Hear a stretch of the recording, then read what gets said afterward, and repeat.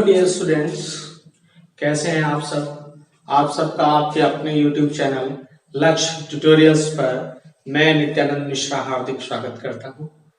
आज के video session में हम लोग एक बहुत ही महत्वपूर्ण टॉपिक देखेंगे। कक्षा 12 विषय भौतिक विज्ञान, छठा चैप्टर हमारा जो है किरचॉफ के नियम और वैद्युत परिपथ, इस पर हम लोग चर्चा कर रहे हैं। इससे संबंधित 3 वीडियोस कंप्लीट हो गए हैं, जिनके लिंक डिस्क्रिप्शन बॉक्स में दिए गए हैं।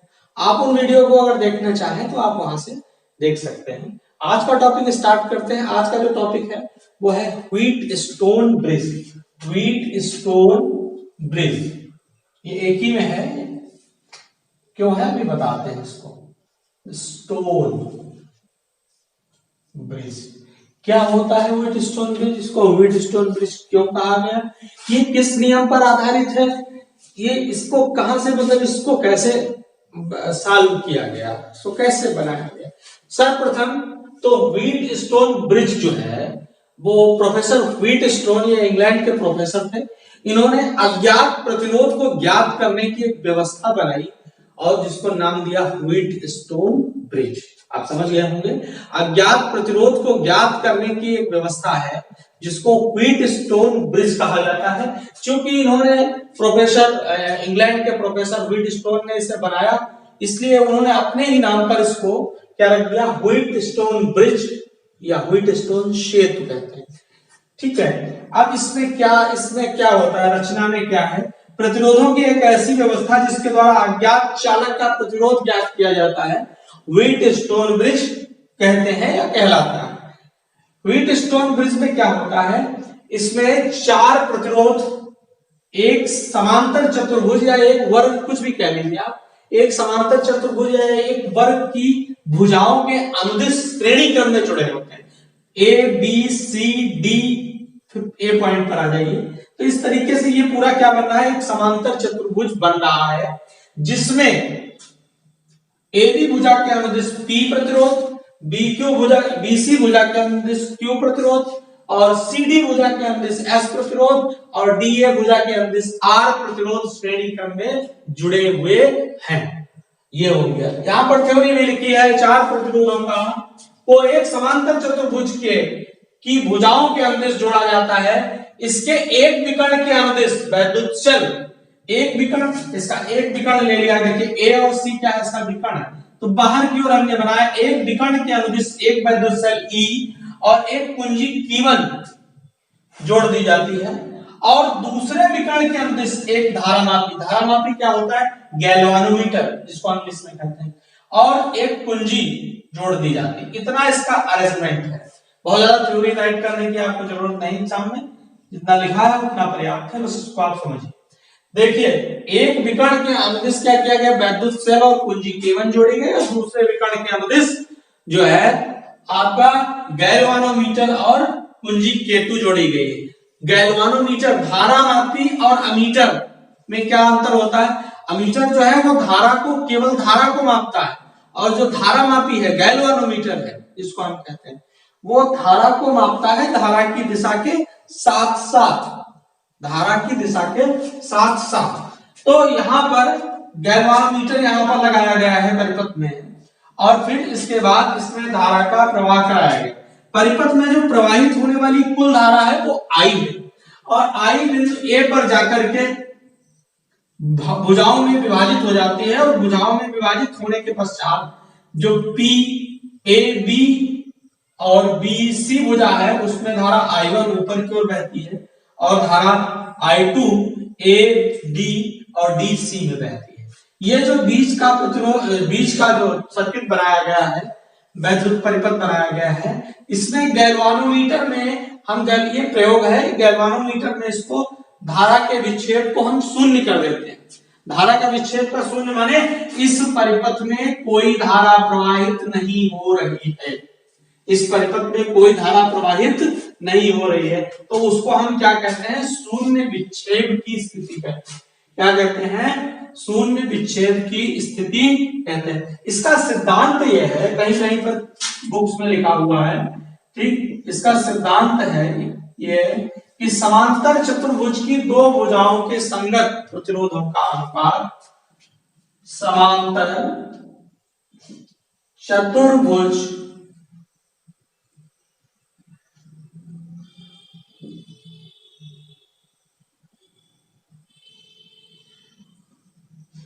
की दो संगत भुजाओं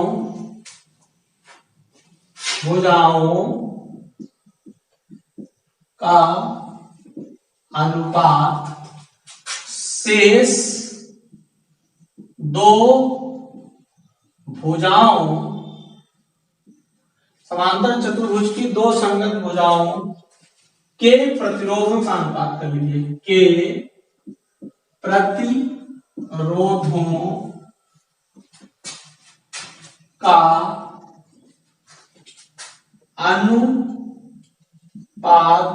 शेष दो भुजाओं के संगत प्रतिरोधों के अनुपात के बराबर होता है। यह इसका सिद्धांत है। आप चाहें तो सिद्धांत को यहाँ जनरल डिस्क्रिप्शन से पहले लिख सकते हैं। ये उसकी कार्यविधि है, ये कार्यविधि आप कहें, कार्यविधि नहीं, इसको आप रचना कह सकते हैं। इसमें क्या कंस्ट्रक्शन किया गया इस तरीके से। अब हम देखते हैं कि जब शून्य विच्छेद की स्थिति होती है, शून्य विच्छेद की मतलब धारा मापी में शून्य विच्छेद की स्थिति में, माने उसमें जब धारामापी में, माने ये जो परिपथ का मध्य भाग है, बीच का भाग है, इसमें जब धारा का प्रवाह नहीं होगा तो ऐसी स्थिति में धारामापी में शून्य विच्छेद की जब स्थिति होती है तो हमारे पास दो बंद पास बनते हैं। एक बंद पास नंबर ए बन रहा है हमारे पास एक, और एक बंद पास नंबर क्या बन रहा है, दो। ये बंद पास एक है और ये बंद पास दो है। इसमें हम वही अपना नियम लगाते हैं। देखिए ये आपका प्रतिरोध आर ने बाहर लिख दिया, ये एस बाहर लिख दिया, ये गैल्वानोमीटर बिल्कुल यहाँ गैल्वानोमीटर के पास। यहाँ पर हम एक तीर बनाते हैं क्योंकि हम इसमें बंद पास का नियम लगाएंगे, किरचॉफ का नियम नंबर 2 लगाएंगे। तो सबसे पहले आपके पास धारामापी में शून्य विच्छेद की जब स्थिति होगी तो आपके पास दो बंद पास हो गए। एक बंद पास क्या है देखते हैं, बंद पास ए बी डी ए में आपके पास एक बंद पास है, ध्यान से देखिएगा, ए बी डी ए। इसमें हम देखते हैं इस कॉर्नर से स्टार्ट करते हैं और वही नियम लगेगा। हमने चूंकि दिशा ये मानी तो इस दिशा में जो आएगा वो ऋणात्मक होगा और जो इसके विपरीत आएगा, इस दिशा में जो आएगा वो धनात्मक होगा, जो इसके विपरीत आएगा वो ऋणात्मक। तो I1 दिशा हमारे द्वारा ली गई दिशा के समान है, तो I1 किसमें जा रहा है करंट, I1 करंट जा रहा है P में। उसके बाद देखिए ये जो गैल्वानोमीटर है ये वाला परिपथ, इसमें धारा नहीं बह रही। फिर इधर आएंगे, हमारे द्वारा ली गई जो दिशा है, हमने जो माना है उस दिशा के I2 विपरीत है, इसलिए I2 का चिन्ह क्या होगा, ऋणात्मक होगा। I2 किस प्रतिरोध में I2 बह रही है, I2 किस प्रतिरोध में बह रही है, R में। तो I1P माइनस I2R बराबर क्या होगा, 0 होगा, क्योंकि इस खंड पास में, इस पास में कोई भी क्या है वैद्युत वाहक बल नहीं लगा है। ये हम किरचॉफ का नियम नंबर 2 लगा रहे हैं। तो यहां से ये मान क्या हो गया, 0 आ गया। तो I1P माइनस I2P बराबर 0। इसमें हम बराबर को इसको पक्षांतर कर लेते हैं, I1P माइनस I2 R बराबर 0 था, तो हमने I1P बराबर I2R इसको समीकरण नंबर क्या मान लिया, 1 मान लिया। इसको हमने क्या माना, समीकरण नंबर 1 मान लिया। इस कथन को बॉक्स में बंद कर देते हैं, इसकी हमें आगे जरूरत लगेगी। अब यहां पर जो दूसरा बंद पास है वो कौन सा है, बंद पास। यहां शुरू करते देखिए B C D, फिर B पे लाके बंद कर देते हैं। बी सी डी बी में। अब बंद पास में देखिए, इसमें भी हमने यही दिशा बनाई है ऐसे। तो यहां से शुरू करिए, जो Q प्रतिरोध है उसमें प्रवाहित होने वाली धारा क्या है, I1 Q है। फिर उसके बाद इधर आइए, देखिए नीचे जब उतरते हैं तो इसमें इस प्रतिरोध में जो धारा यहाँ पर प्रवेश कर रही है, देखिए यहां पर जो धारा प्रवेश कर रही है वो धारा इधर से ही आ रही है। वो कौन सी है, I2 है। यहां पर भी देखिए वही चीज है, यहां पर जो धारा इधर जा रही है वो क्या है, I1 है। हमने लिख दिया आपको समझाने के लिए। अब यहाँ पर I1 Q हो गया और माइनस का साइन, ये हमारे द्वारा ली दिशा, इधर एक दिशा इसमें मानी जाती है, अपनी ये दिशा मान ली ऐसे। तो इधर से करंट जा रहा है, हमारी मानी गई दिशा के विपरीत है, इसलिए यहाँ I2 इंटू क्या होगा, S हो जाएगा। ये बराबर 0 होगा, क्योंकि इस पास में भी कोई क्या है, विद्युत वाहक बल नहीं लगा है। ये दोनों नियम हमने जो लिखे वो किरचॉफ के धारा संबंधी जो नियम है उसमें जो दूसरा नियम है जिसको हम पास का नियम कहते हैं, ठीक है, तो उस पास के नियम में जिसे वोल्टता का भी नियम कहते हैं वो लगाया है यहाँ पर। तो यहां से I1 Q बराबर I2 S भी हो सकता है। इसको हम समीकरण नंबर क्या मान लेते हैं, 2 मान लेते हैं। इस तरीके से इस समीकरण नंबर क्या बन गया, 2 बन गया, आपने बना लिया। अब हम क्या करते हैं, इस समीकरण 1 को 2 से भाग करने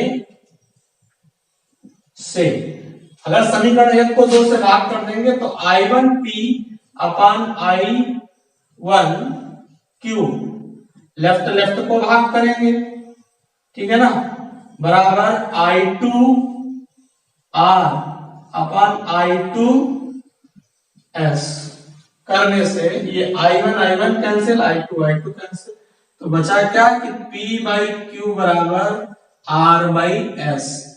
इसको हम क्या कहते हैं, यही व्हीट स्टोन सेतु या व्हीट स्टोन ब्रिज की साम्यावस्था का क्या है, प्रतिबंध है। इसी को हम कहते हैं, यही व्हीट स्टोन ब्रिज की साम्यावस्था का क्या है, प्रतिबंध है। साम्यावस्था माने जब इसमें शून्य विक्षेप की स्थिति होगी, शून्य विक्षेप की स्थिति को ही साम्यावस्था कहते हैं। माने इधर के पार्ट में इधर के पार्ट में जो प्रतिरोधों का अनुपात है वो क्या हो जाएगा, नियत हो जाएगा।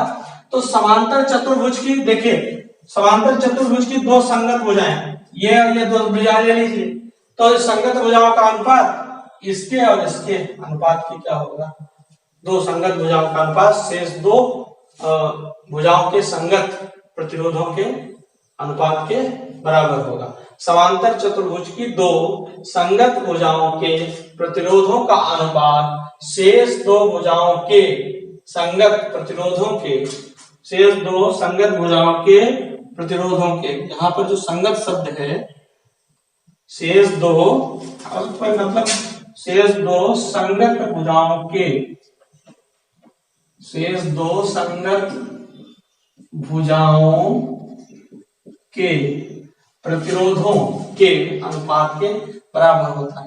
देखो भुजाएं ये दोनों हैं आपस में संगत, और ये दोनों आपस में संगत का मतलब संगत भुजा में जो प्रतिरोध लगा हुआ है। तो ये बहुत ही इंपॉर्टेंट टॉपिक है।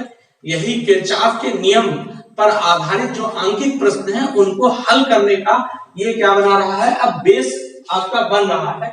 ये प्रैक्टिकल भी था पहले सिलेबस में, हटा दिया गया। व्हीट स्टोन ब्रिज ये बहुत ही इंपॉर्टेंट टॉपिक है। व्हीट स्टोन ब्रिज की साम्यावस्था का प्रतिबंध P बाई Q बराबर R बाई क्या होता है, S होता है। P बाई Q बराबर R बाई S। जब आपका प्रैक्टिकल एग्जाम होता है तो एग्जामिनर यही पूछता है, अगर आप चित्र बना करके ले जाते हैं तो P बाई Q बराबर R बाई क्या है, S है। नॉर्मली यहाँ पर जो R है उसको हम अज्ञात प्रतिरोध कहते हैं। R को क्या कहते हैं, अज्ञात प्रतिरोध कहते हैं। P बाई Q बराबर R/S होता है। अगर ऐसा है, इनमें भुजाओं में प्रतिरोधों का अनुपात बराबर है, तो ऐसी अवस्था में जो बीच वाला परिपथ है ना, उसमें गैल्वानोमीटर में शून्य विक्षेप होगा। शून्य विक्षेप मतलब धारा का कोई मान नहीं होगा। इस तरीके से आपको इस टॉपिक को प्रिपेयर कर लेना है। और ये वीडियो सेशन कैसा लगा हमें कमेंट बॉक्स में जरूर बताएं। हमारे जो इस वीडियो को लाइक कीजिए, इसको अपने साथियों मित्रों में शेयर कीजिए। हमारे YouTube चैनल लक्ष्य ट्यूटोरियल्स को सब्सक्राइब कीजिए, साथ बने रहिए। ऐसे ही हम आगे बढ़ते रहेंगे, आपको और वीडियोस देते रहेंगे। धन्यवाद।